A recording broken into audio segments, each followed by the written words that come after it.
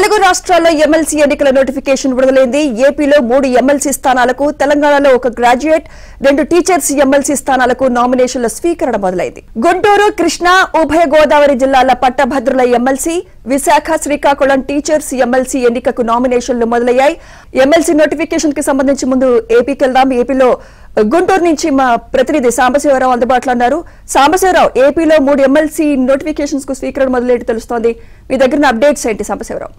ఆంధ్రప్రదేశ్ లో మొత్తం 3 ఎమ్మెల్సీ స్థానాలకు ఈ రోజు నోటిఫికేషన్ విడుదలైంది. గుంటూరు, కృష్ణా జిల్లాల పట్టభద్రుల ఎమ్మెల్సీ స్థానానికి, అదేవిధంగా ఉభయ గోదావరి జిల్లాల పట్టభద్రుల ఎమ్మెల్సీ స్థానంతో పాటు ఉత్తరాంధ్ర జిల్లాలోని విశాఖ, శ్రీకాకుళం జిల్లాల టీచర్స్ ఎమ్మెల్సీ స్థానానికి ఈ రోజు ఉదయం 11 గంటలకు నోటిఫికేషన్ జారీ అయింది. మొత్తంగా ఈ రోజు 3వ తేదీ నుంచి నెల 10వ తేదీ వరకు కూడా ఎమ్మెల్సీ ఎన్నికకు సంబంధించి నామినేషన్ అయితే స్వీకరించేది కూడా అధికారులు ఏర్పాట్లు సిద్ధం చేశారు. గుంటూరు, కృష్ణా జిల్లాల గ్రాడ్యుయేట్ ఎమ్మెల్సీ ఎన్నికకు సంబంధించి గుంటూరు ఎన్నికల ఆర్వాగా రిటర్నింగ్ అధికారిగా ఉన్న గుంటూరు కలెక్టర్ నాగలక్ష్మి కొద్దిసేపటి క్రితం నోటిఫికేషన్ జారీ చేసింది. ఈ రోజు నుంచి 10వ తేదీ వరకు ఎమ్మెల్సీ ఎన్నికలకు సంబంధించి నామినేషన్లు స్వీకరించేందుకు ఏర్పాట్లు చేశారు. 11వ తేదీన ఎవరైతే నామినేషన్ వేశారో ఆ నామినేషన్ లో పరిశీలనకు గడువు ఇచ్చారు. ఇక ఎవరైతే నామినేషన్ విత్డ్రా చేసుకునేందుకు ఈ నెల 13వ తేదీ వరకు కూడా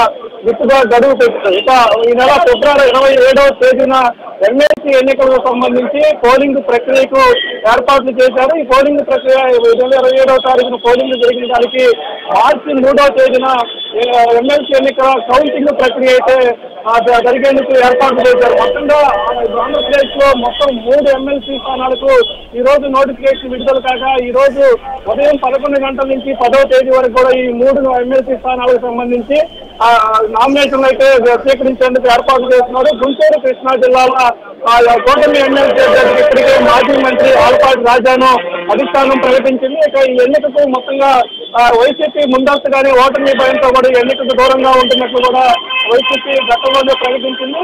అధికారికంగా ఎమ్మెల్సీ ఎన్నికకు దూరంగా ఉన్న వైసీపీ పీడీఎఫ్ అభ్యర్థులకు తెర వెనుక మద్దతు ఇచ్చే